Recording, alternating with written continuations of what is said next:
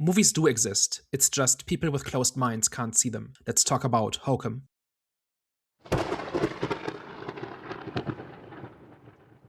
Hello, everyone. Welcome back. We are back, the Eye of the Storm podcast. So, today we are going to be discussing or debating Hokum. But before we get into that, you already know what time it is movie recommendation time. I'm actually going to recommend a series this week, and that is Man on Fire. You can watch it on Netflix. I believe it's a 7-part episode. It's not really a full on remake of the 2004 film Man on Fire, but it is a remake, but it's remade into a series, and like the events are completely different, but it still follows the same kind of like storyline in a sense, because it's about some guy. I think he was in the special forces. He's fighting to keep this teenage girl in the streets of Brazil safe because there's like a whole corrupt behind the scene thing going on where I don't want to give spoilers, but yeah, there's like when there's like corruption going on within government and corruption going on within police forces and stuff. So it's got a lot to do with that, and it's definitely a good watch. Action is very good. Storytelling for me, I found it to be good. At times, the fight scenes can be a bit dull sometimes, but most of the times it's fine.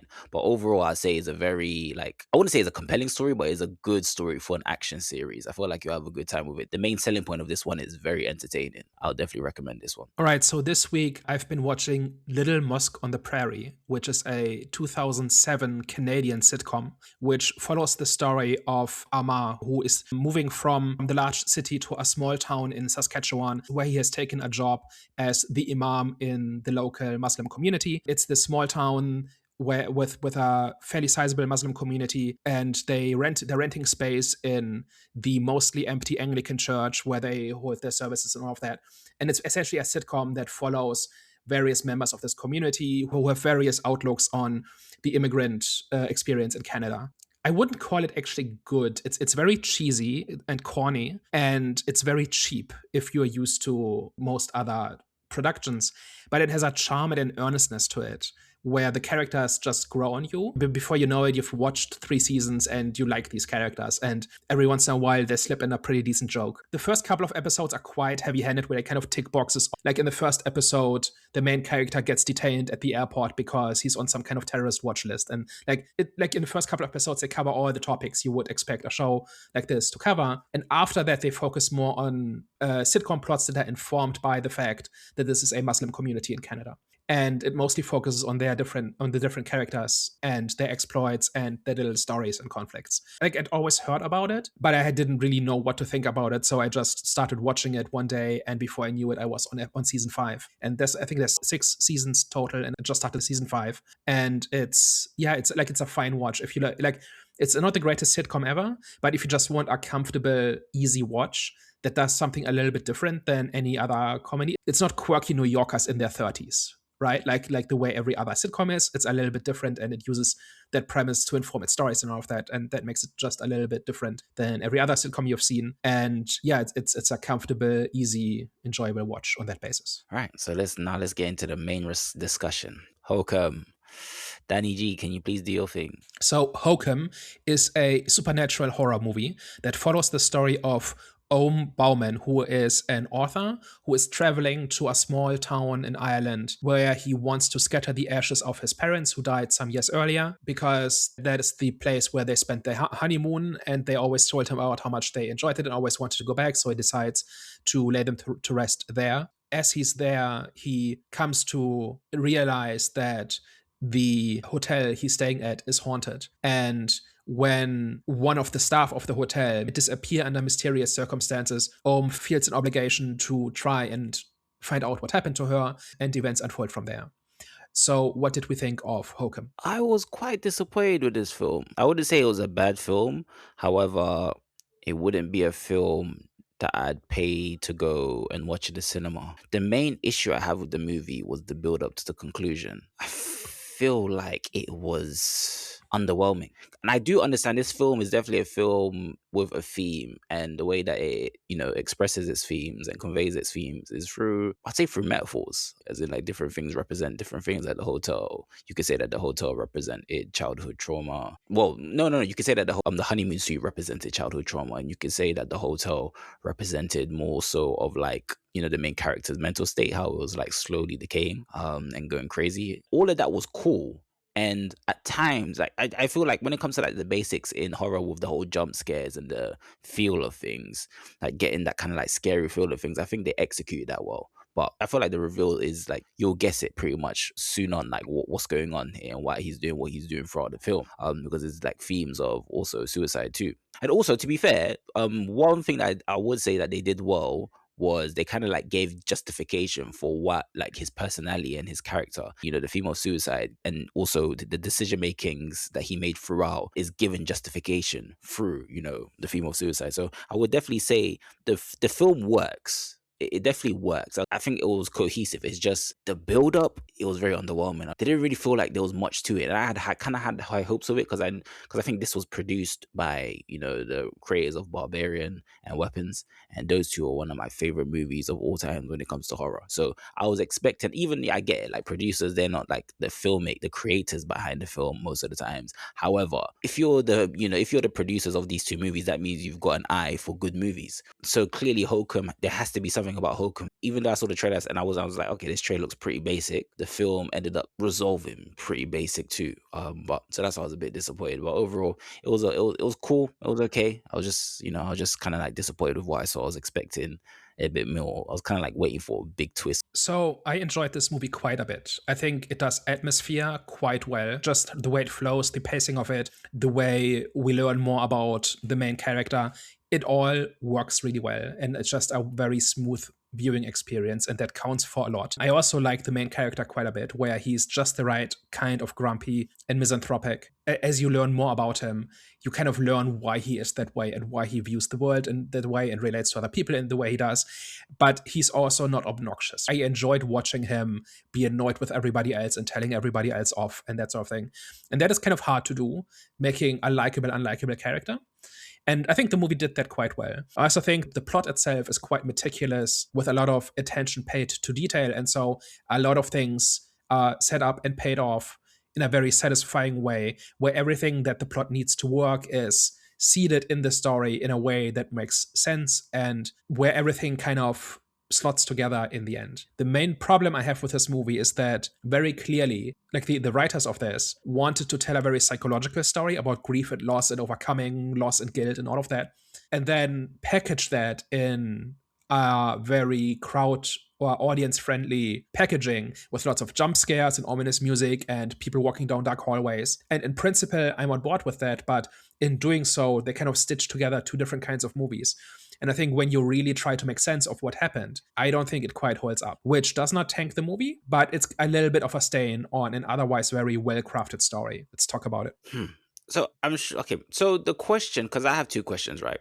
And the first question, because I was literally confused about this. What was the purpose of the witches? Yeah, that kind of ties into what I said about it doesn't quite hold up. So I think there's a metaphor here going on about guilt. And the witch lives in the basement where she's out of sight, and she emerges from time to time when people have their guard down, and she goes after people who are guilty in some way. So we have Fiona, who is not guilty, who is just a victim in all of this. And so the witch ignores her. Then we've got Ohm, who feels guilty. Whether or not he's really guilty of killing his mother is debatable, but he didn't intend to do it, right? Like, it was an accident, and he's blamed himself for it. And so the witch goes after him. But when Mel, who is the real villain in all of this, shows up, the witch focuses on her and ignores Ohm, because Mel is the one who just keeps harming people, who keeps digging and who keeps doubling down. Every time he's threatened or challenged, he just lashes out and hurts more people, right? And so he ends up being the one who is being dragged into hell by the witch. And so the witch symbolizes guilt in some way, or probably guilt itself. I was thinking whether it was guilt, directly guilt, or something similar, or what, but I think she goes after the guilty is the point. I think all of that makes a lot of sense in terms of like who Ohm is and who the other characters are who are being targeted by the witch. There's a few places where it doesn't make sense at all. So one of them is, why does Albie see her? Right? At one point, he is at the locked gate to the elevator that leads to the honeymoon suite, and he sees the witch, right? Because he's poking around.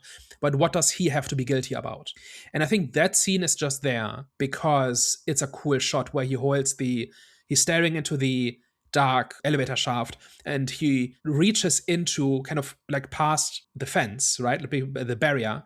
And he has this lighter that doesn't show very much, but it's lighting up the place a little bit. And then the face of the witch comes out of the darkness, and he gets a jump scare, and he's scared, he stumbles backwards, right? But why does she go after him? Is he just in the wrong place at the wrong time? But if this whole thing is a metaphor, and I think it is meant to be an allegorical horror movie, right? Like, this is very much about the mental state of especially Ohm, and the supernatural part is a metaphor for what is going on in Ohm's head in terms of him processing his guilt. What does Albie have to feel guilty about? I didn't notice anything. Why would the witch kill Fiona? Because what does Fiona have anything to be guilty about? She didn't. She was a victim. So Mel locks her in the honeymoon suite. Yeah. Like she's already, I think he drugs her and then dumps her in the honeymoon suite, and that place basically, once the door is locked, you cannot get out. Right, like that's established very clearly because it's barricaded up and all of that and locked from the outside.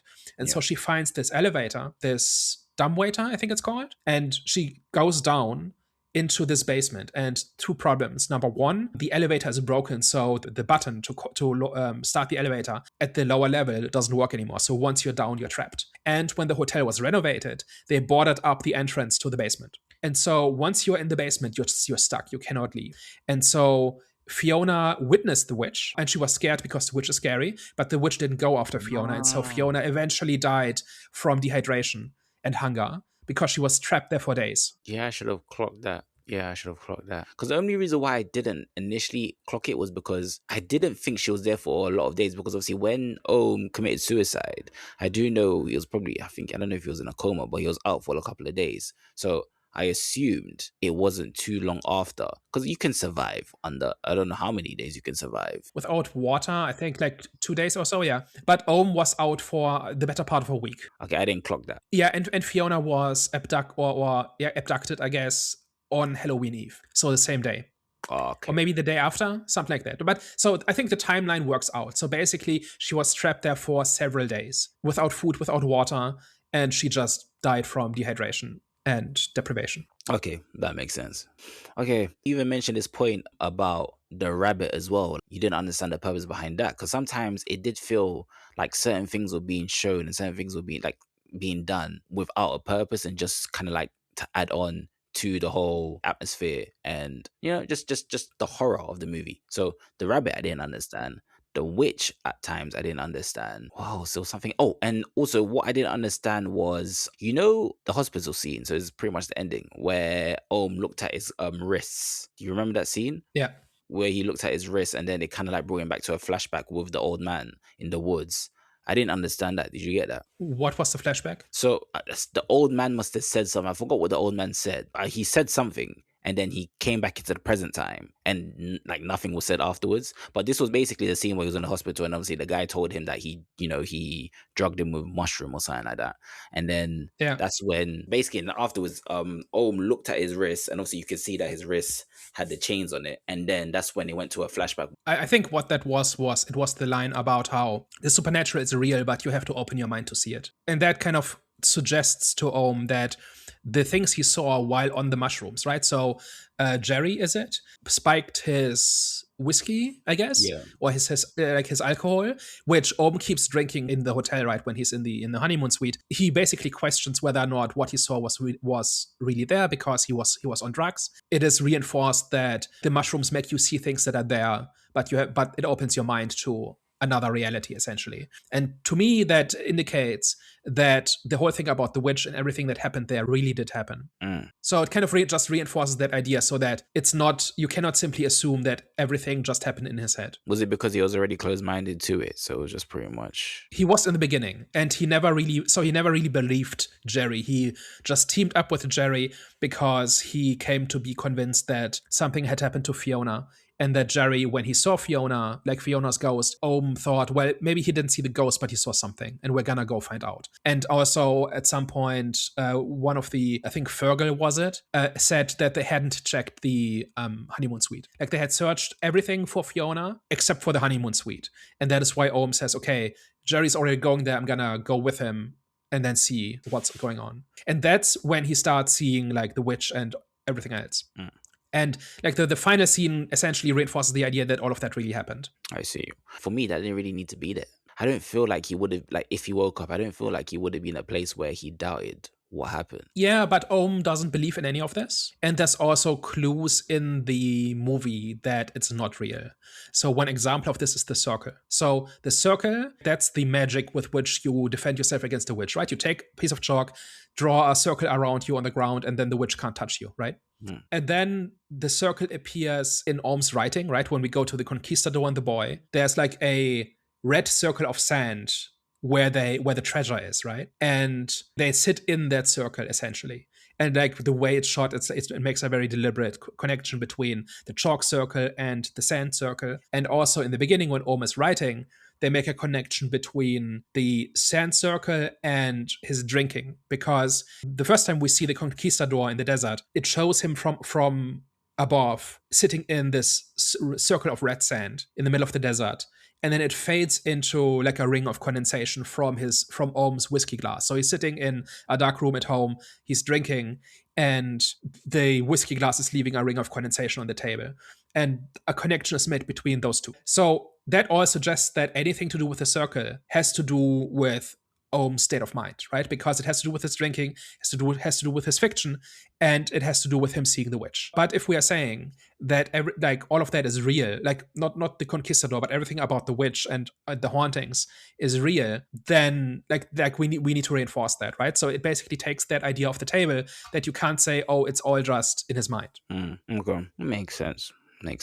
One thing I will say, what I did like, as I mentioned it before, was just the justification behind his decision making, because certain decisions that he was making, like for example, going down, I don't know what it is, but it's not a basement, but when you went down you said it, was it called the dumb thing bell? I don't know what. It's called a dumb waiter, yeah. So when he goes down that, and when he pressed the button, when the other guy was telling him not to, and then ended up getting locked into the room, there was just certain things that he was doing that felt very suicidal. Because a lot of movies, especially horror movies, the reason for why they make certain decisions, I'm like, is a bit stupid. But this one, every single time, like even when he decided to follow, that homeless guy in the woods, where he decided to, okay, I'll just go with you. I was like, that's something that's like, why would you do that if he was normal? But because, like I said, because he attempted to commit suicide before, it was like, this makes sense. Like this guy he wants to die anyway. So him following a stranger, helping a stranger, a homeless man in the woods, looking for, I forgot her name, but Fiona, doing suicidal stuff, it made sense. Daredevil stuff, it made sense. There was justification. So for some reason, that kind of, I liked it because it was very believable. So I definitely do commend them on how they, kind of like executed a way to make a character's actions believable. Yeah, I think it's a very mixed bag. So the thing about the button, right, that causes Fergal, I think it was, to lock him in the honeymoon suite. Ohm doesn't believe any of this, right? He thinks all these characters in the hotel are just superstitious country people. And he doesn't believe in this. So when Fergal says, oh, don't push the button, it's dangerous, this place is haunted, Ohm pushes it to show that it's not haunted. That is where he's at. And also he thinks Fergal is hiding something from him, and he's not going to leave any stone unturned until he finds Fiona. And so he's not going to accept a no as an answer in terms of going to places or trying things, right? I think that part works. What doesn't quite so much work is his insistence on finding out what happened to Fiona, right? He basically had a 10-minute conversation with her, and she was nice to him. She was the only person in the hotel he had some kind of connection to. And it's tragic what happened to her, but he doesn't know her. And you just survived a suicide attempt. Why are you so determined to be the hero? He did say, though, that she reminds him of his mother. Yeah, but is that enough to motivate him to do this. In a way, it does, because if that mixed with someone who wants to die already is like, they've got really nothing to live for. So it's the smallest things that can tick them off, whether that's good or bad. Yeah. It is shown that he kind of sticks his hand, like he sticks his nose into things, right? When the guy is shooting the goats for getting stoned and standing on the cars, which apparently happens. I looked this up. There's a thing that happens in Ireland where goats will climb onto cars and kind of be fascinated by their reflections. So they are apparently a nuisance. But like this guy, Mel, is just shooting them with crossbows, right? And kind of admonishes him for doing this. So he does stick his nose into things that are not his business. But I don't know, like it seemed a little bit contrived. It's a plot contrivance a little bit, because without that we don't have a movie. But I don't think they have a sufficient motivation for him to essentially put his entire life on hold, because all he has to do is drive to the airport and then he's out of there, right? Like he has to make the decision to go back in. And I didn't really buy, like, everything else kind of makes sense in terms of like every sequence of the plot, I think, is set up quite well and motivated and all of that, so it all kind of fits together. But that part is, I think, one where it's not clear why it's his business or why he thinks he wants to get involved or has to get involved. Not sure. You know what it is? I'm not even trying to like defend this movie, because like I said, I'm not really a big fan of it. However, the reason why I do feel like that is justification is because it piqued his curiosity when he found out that she disappeared. And the more stuff that doesn't add up is gonna pique your curiosity even more. Like I said, mixed with already the state of mind that he's in, and also mixed with the responses that you're receiving from people that you're pretty much not investigating, but you're asking questions about the disappearance of a woman, and the responses that they're giving you, which is not adding up. The more things that don't add up, it just kind of like it adds to, like I said, the curiosity and trying to figure out what the hell are these people lying about. So, like, for example, if you're in a situation that you met someone and then next day you ask about, oh, what happened to them, and then they say, oh, she disappeared, the more that you speak to them and the more the things that they're saying doesn't add up, aren't you gonna, maybe, I wouldn't say look into that, but maybe try and do something, like maybe, call the police and be like, hey, like, something fishy is going on here. Yeah. I don't know. I felt like the excuses were kind of believable. They're basically saying, look, we called the police. They're looking. It's been a few days. We've tried everything and nothing has turned up. And we're going to keep looking, and we've got a suspect. Like, I don't know. Like, it didn't seem to have that many holes, I don't think. Like, we know what kind of movie we're watching, so we know that something is up, right? But if somebody just tells you this, I don't know. The story seemed to kind of check out. I think it was a homeless man that kind of got him into the whole investigating, because I think he was going to leave after he heard the reasoning from, the person that worked at the hotel. Yeah, 'cause I think he was about to leave, and then that's when, because he wasn't even going to investigate, and then afterwards, that's when he must have met the old man, and the old man told him about the whole, he said something which, made him question about Fiona's disappearance. So he met Jerry before that, and so and he seemed to be like a nice guy, right? Like, it's like not a psychopath, not aggressive, not violent, anything like that. They both dislike Mel, for instance, right? And then he is told the guy killed his wife, has been hiding in the woods for years, and he's our prime suspect. So in his mind, that part doesn't add up. On his way back, he seems to, and this bit is a little bit contrived as well, but on his way back, he seems to see Jerry's van in the woods. So he must not be trying very hard to hide, but just finds it. And so he talks to him, and then he basically tells him the story about, oh, my wife was dying from a tragic illness. There was no cure, and she begged me to kill her, and I did, and I have no regrets. Like, I ended her suffering. Ireland is a pretty conservative country, very Catholic. Euthanasia is not not accepted, right? And so that is why he's being treated as a criminal. Like, nobody believes him that his wife wanted to die, and if she did, that this was the right thing to do. Based on his interactions, he comes to believe that Jerry is the most normal person in that place. That is why he doesn't believe the official story. It's like the movie doesn't really do much. And when I say it doesn't really do much, it has the metaphors and, I'm saying, to kind of convey certain, the theme points. I'll be honest, I'm surprised that you said you liked this film. It seems like you're someone that appreciates efficiency. And what I mean by efficiency is that, if things make sense, and it doesn't even matter if it's done well, in a sense, but it's like if what they're doing makes sense with their actions, for example, or if just the story, like the events in the story, if it makes sense. Is it fair to say that's why you like this movie? It's part of the story. So efficiency by itself does not make a good movie, but inefficiency or things not making sense can tank a movie. And so if a lot of effort goes into making the story make sense, I appreciate that. And I think it will lead to a better viewing experience than otherwise, in my opinion. And I just think it's really solidly made and well crafted and well told. I do think there are a few logic gaps in this. I think the surface story makes sense in terms of goes to this place. There's a witch haunting the place. She goes after people who are guilty of something and she drags them to hell. And the hotel is basically hiding this, right? Like, and that ties then into the disappearance of Fiona and his guilt about having killed his mother in an accident when he played with his father's gun. All of that, I think, checks out. It's well made. It's well acted.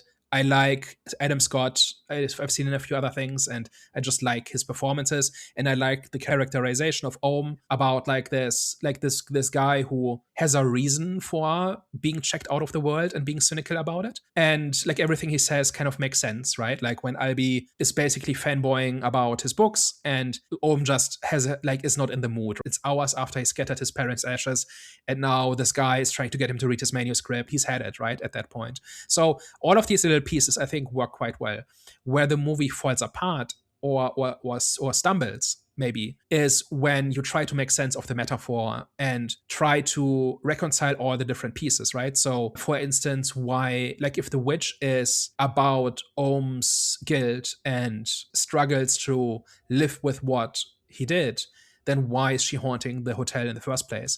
And why is the owner of the hotel telling children the story about the witch, what she is and what she does and so on? Like, why is that there? Especially since we are shown in the beginning that Ohm is already haunted. Like, when he's just alone in his apartment or house or whatever, he gets a visit from his mom, like the spirit of his mom, which tells us that he's already haunted. He's carrying that guilt with him. And so he brings it to the hotel. But then there's a separate evil that has nothing to do with that, but that kind of just latches on to people's guilt. And why? And which part of that is real and which part of that is allegorical, and why does any of that happen? I think that doesn't quite add up, in my opinion. And then there's another layer to this, which is the bunny or the donkey. I've seen some people call it a donkey, and some people call it a rabbit, but like this character from this children's show that he was watching when the accident happened, and it's this creepy figure that appears twice, right? Once when he's sleeping, like, so he's in the honeymoon suite, he's being stalked by the ghost, he's retreated to the bed, which is where he was conceived, by the way. It went on like, right? His parents stayed there when he was conceived, so this is the bed where he happened, right? And he drew the circle around the bed, so he's hiding there while the witch is stalking him, and she disappears when the sun comes up. And then as he sleeps, he imagines the donkey person watching over him. And then the second time is when the TV turns on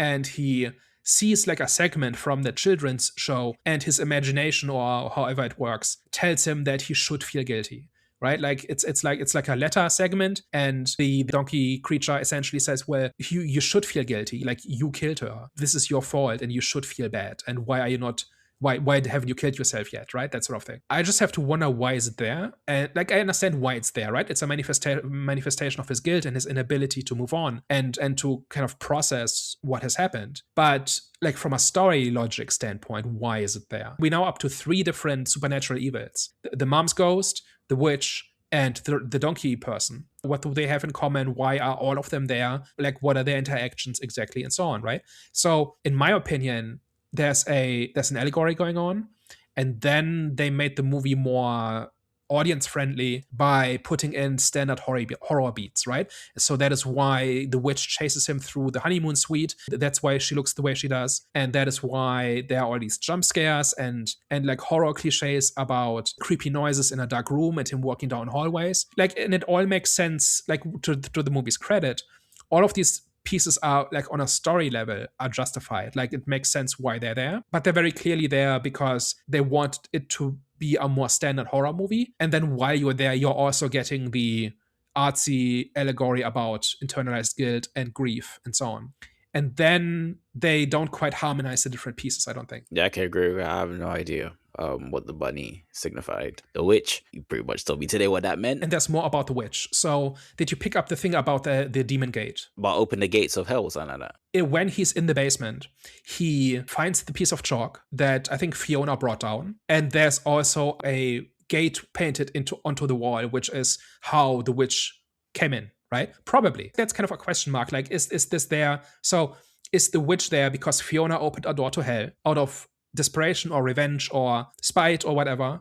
Or was that always there? Like, was the witch always there, which is indicated by the owner telling the story about the witch, right? If that is the case, that also explains why the honeymoon suite is locked up, because that didn't just start with Fiona, right?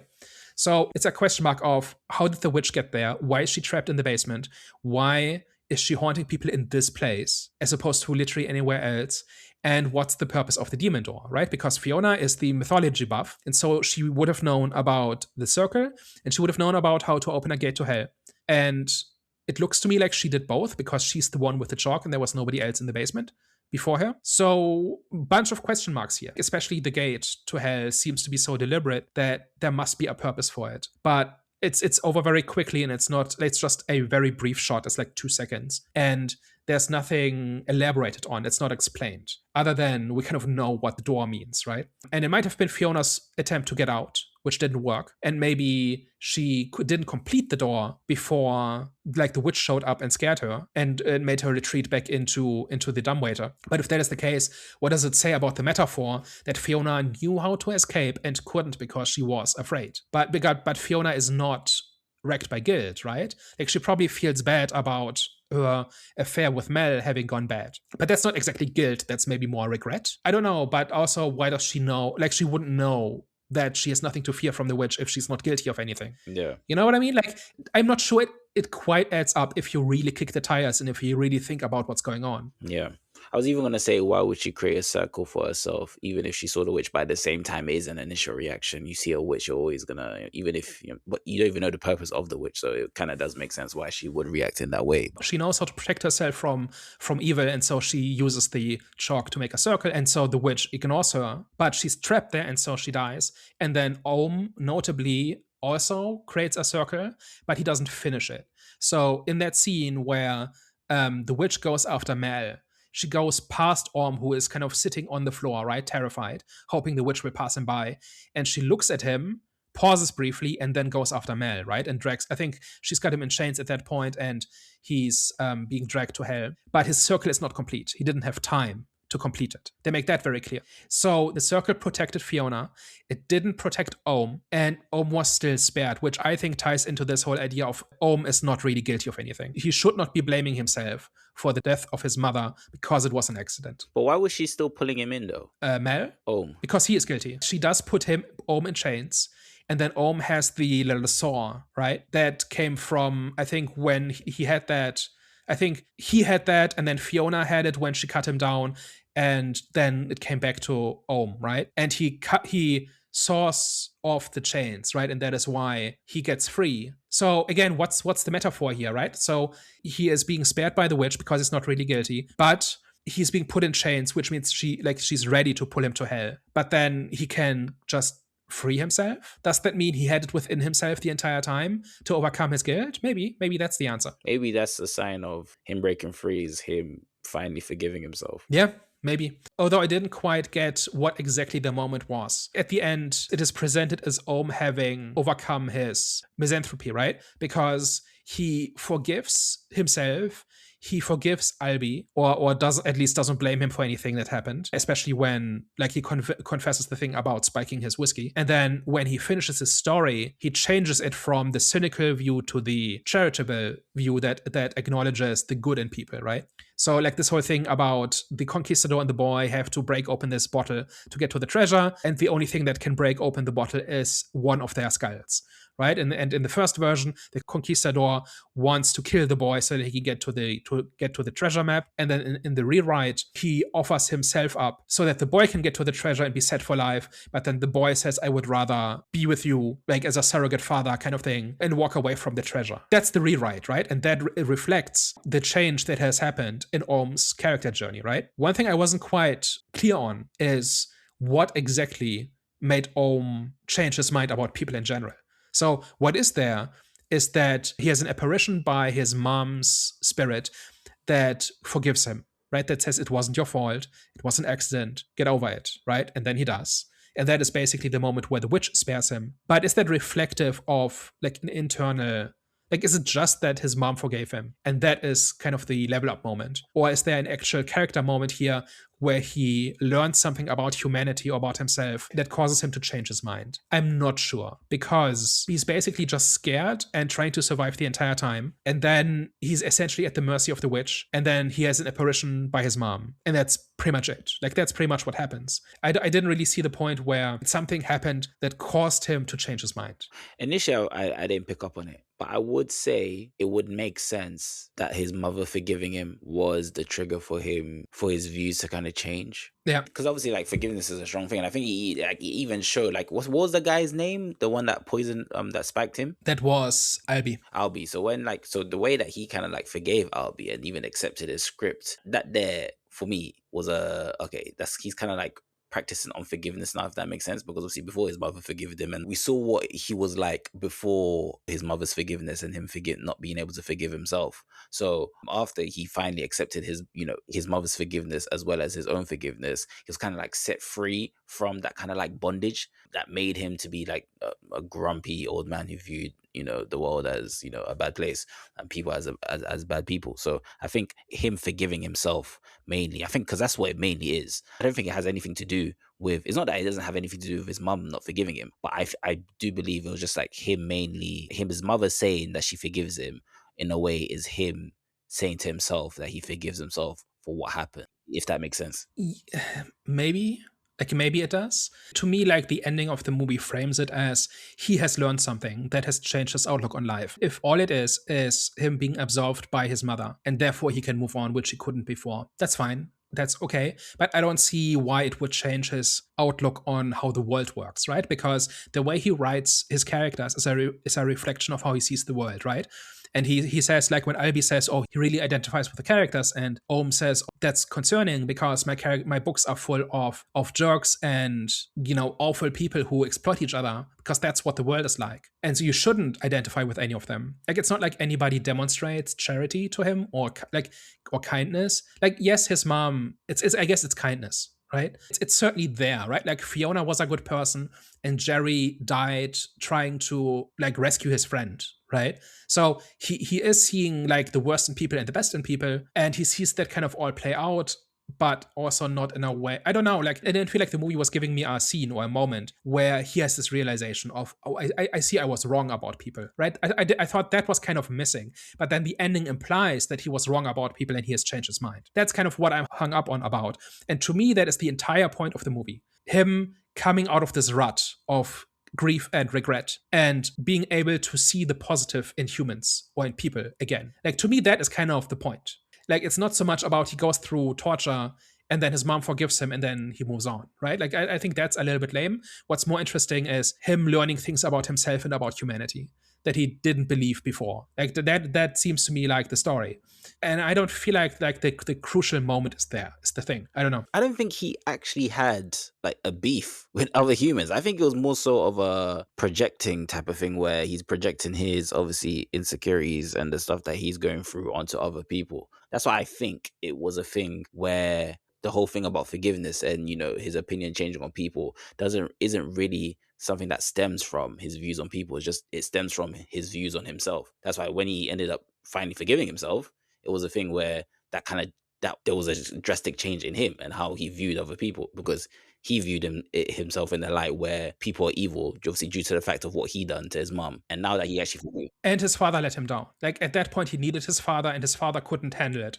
Yeah. And descended into this spiral of alcoholism and despair, and like he was like, from that point on, he was no longer available to Ohm when Ohm would have needed him. And that is reflected in the scattering scene where he scatters his mom's ashes very carefully and respectfully, and he just dumps his father's ashes on the ground, right? Like, that is very clear what he thinks of his parents. Again, I'm just kind of not making the connection to therefore humanity is irredeemable and everything sucks. right? Because it like he knows he doesn't suck because he knows it was an accident. And then the bad guy was his father. And then everybody else is just people, right? There doesn't seem to be like a very strong pattern of people just keep letting him down. I don't know. It's I really want to like this movie. I really want it all to make sense. And maybe if I watch it again, it will all slot into place.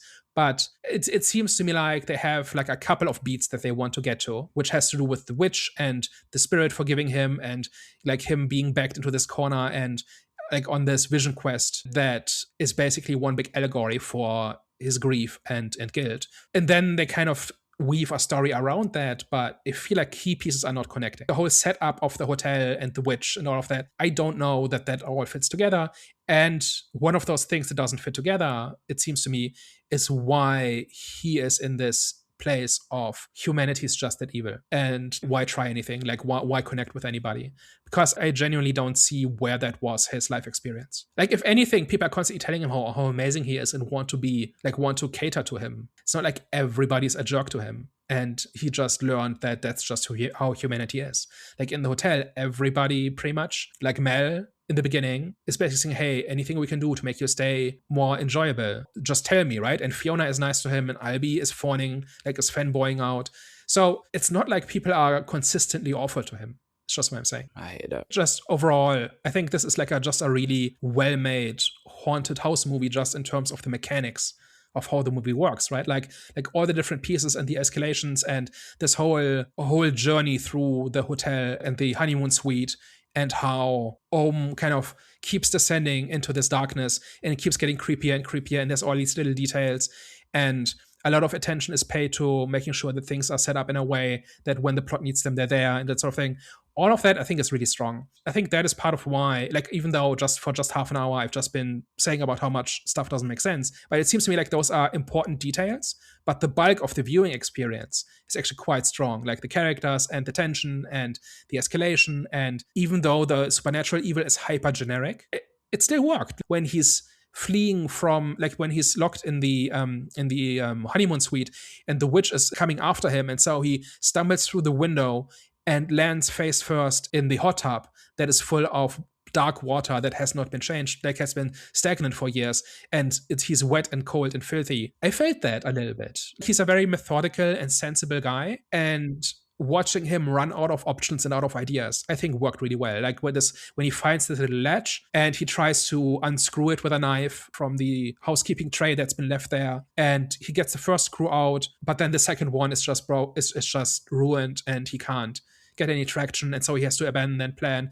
And meanwhile, the witch is scurrying through the through the shaft coming up, right? All of that really, really works, I think. Like the atmosphere and pacing and like the growing desperation and fear in Ohm, I think all really works. A lot of supernatural horror movies are just really bad about that, where all of this stuff is just unmotivated and it's just stuff happening. Like the Conjuring movie last year was bad about this, where everything that happened was just because it's a thing you know from horror movies. Everything looked and felt exactly the same way. And here I thought, like, it built on itself logically. Just the basic plot mechanics of what is Ohm doing now and what's happening to him. That really worked, and I think that goes a long way to why this movie is so... I think the audience reaction comes from the movie being so well crafted when it comes to the basic plot progression, as well as just the tension and the atmosphere. And I think the high critic ratings come from there being this allegory about grief and guilt. There's something there for everybody. And I think that is why it's getting such high ratings. And when I was in the theater and Mel shoots Jerry with the crossbow and kind of the bolt gets lodged in his brain. Remember that scene? Jerry is trying to open this little trapdoor and he's struggling with the padlock. And then Mel comes out of the elevator and just shoots him. Just within like there's no build up to it. It's just from 1 second to the next, Jerry is dead. And there was a guy next to me who just screamed out. That shot really got to him. And everybody else at least flinched a little bit. A lot of the time, movies like this, like horror movies, don't have that effect on the audience in my theaters, like in my showings. Like everybody kind of sits there and they jump a little bit at the jump scare, and that's it. The atmosphere does not get to people. They're not invested in the main character. They're probably even laughing at the main characters when they're trying to survive and failing and getting picked off one by one by the demon or whatever it happens to be. You know what I mean? Like at least in my showings, there's usually not a lot of audience investment, and here people were invested. And I think that's to the movie's credit. And that is why I really, really want kind of the allegory to really sing once you watch it again and once you look at the details, because this is the best time I've had with a horror movie in maybe a year. I don't know. Like maybe Smile 2 is the last one where I was really touched is the wrong word, but like where the movie got to me a little bit and I was really there with the character and I was feeling what the character was feeling. A lot of the time in at least cheap horror movies, and this is a fairly low budget movie at I think $5 million, and a lot of horror movies like this are very transparent about what they're doing, and this wasn't, right. Like I was genuinely, like there were genuine twists and I was genuinely guessing what was going to happen next, and then was looking forward to the next reveal and the next step in the story, because the movie had convinced me that the story was something worth paying attention to. And then it was in the moment, and in hindsight I've got some follow-up questions, right? And I'm still not convinced that it in fact doesn't make sense, but it just looks to me a little bit like it doesn't. And that's a shame. But just as a piece of filmmaking, in terms of something that gets a rise of the audience, this is the best one I've seen since Smile 2, a year and a half ago. Wow. I don't know, like it didn't have that kind of impact on you. Nah. My best film that I recently saw was The Mummy. But in terms of the impact that you talk about, I understand it. Even though I would admit though, after like today's conversation, I did miss out on quite a few metaphors in terms of like representations of what certain scenes had, the allegory behind it. So I will admit that. However, still thinking about it, I'm like, maybe my experience with this film would have changed a bit, but I don't think it would have changed much to the point where I'm saying, okay, this was one of the best horror movies I've seen this year. For me, I just Yeah. still feel like that my experience with the movie was, it started off good though. I'll be honest with you, it did start off pretty good, but then afterwards it just kind of faded away with, like I said, how it ended. I still think just the resolution and to the build up to the reveal, like it just didn't do nothing for me. It felt very simple, and it's not a simple movie, like, which is weird, but it just felt simple with what was going on. It's just so hard to describe the way that I'm feeling towards this film, because like I said, it's efficiently done. It's well done. Events make sense, especially after today's conversation. It definitely made sense in terms of what they were trying to do. You did mention like a lot of stuff. There's still a lot of questions that needs to be answered. However, overall, it was still done well. Do you think you will have a different experience if you watch it again, now that you know what it's about and now that you kind of have a feeling for what like, first of all, that there is a metaphor in this that is important. I think the movie is about like everything is in service of the metaphor. That's the point of the story. That's why we're there. That's what matters for Orm's journey. Do you think, knowing all of that, watching it again, you would have a different experience, or is it just not for you? I don't think I would have a better experience. So I think this may have to do with taste and expectation. So expectation in the sense where I thought it was going to be in the same ballpark as Barbarian and Weapons, which it completely isn't. And also taste, where obviously when it regards to taste, I just feel like, okay, this is just not really for me in terms of it being a great film. I would watch it. I just wouldn't watch it in cinema. I'll watch it at home. Because I think I might have a better experience with it. Like, I'm a little bit scared to watch it again because I might come to the conclusion, yeah, this does not in fact hold up. They didn't marry the two different parts together. And there's just not just seams, but like a chasm between the two. And that's kind of what I have a feeling that that's what it is. And I would rather keep believing that it's there as opposed to watching it again and seeing in broad daylight, yeah, it just does not line up. That would be a huge shame because I just think it's so well done and well performed and all of that. And I think it does everything right except for where those two pieces join up. That's fair. One other thing I wanted to just very briefly mention, and this is just a bit of a pet peeve, is that how generic all the monsters are in this. So we've got the witch, who is just an ugly woman, right? And then we've got the mom, who is just a ghost, right? She looks like the witch looks like every movie witch you've ever seen, and the mom looks like every ghost you've ever seen in a movie. First of all, this leans heavily into, or it mentions Irish folklore quite a bit, right? And the writer of this is also Irish. And I've not seen his other two movies, but they're apparently better than this. People who have seen all three say, yeah, this is his most commercial one. The others are much more out there. Considering all of that, I would have expected it to be a little bit more specific to Irish mythology, like in the design of, maybe not the ghost, because the ghost is American, right? But at least the witch. And I don't like it. This is just in general. Like, every time I see a trailer for a horror movie, it looks so generic. Like, I don't know the last time I was impressed or surprised by what a creature design was like. It's crazy. I don't know why they do this. Like, do they not want a cool visual?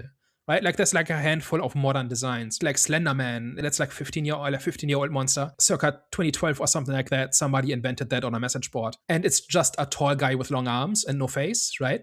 But like the silhouette is kind of striking, kind of distinctive. And then the smiling demon from the Smile movies, that's like at least an iconic look. Everything else is pretty generic. It's just kind of pale ashen skin and maybe green eyes or glowing eyes or a big smile or fangs, or the creature looks like a corpse in one way or another. You know what I mean? Like it's all the same. As I was watching, like in the theater for Hokum, there were trailers for maybe 3 or 4 different horror movies, and the ones that had monsters in them were exactly like this, exactly the same design.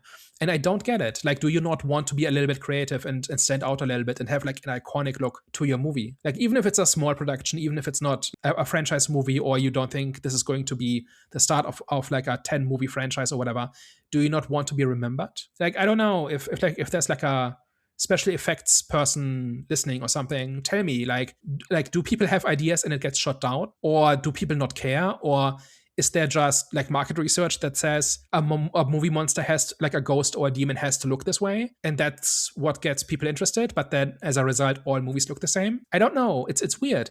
And like there's this one, like the donkey creature in this has a fairly distinctive look, although it's still like just grotesque features and bulging eyes and a creepy smile. It's all the same ingredients, but at least it looks a little bit different. And the first time I saw a trailer for Hokum, the trailer made it look like this was the monster, right? Like this was the big creature that the movie is built around, and it's really not. It's just 2 appearances, very short ones. And you could cut both of those, and the movie would be the same, I think. But at least that got my attention because looks a little bit different, right? Like the bulging eyes and like the menacing smile and looming over the main character and all of that while he's asleep. I don't know, it's not quite as generic as everything else.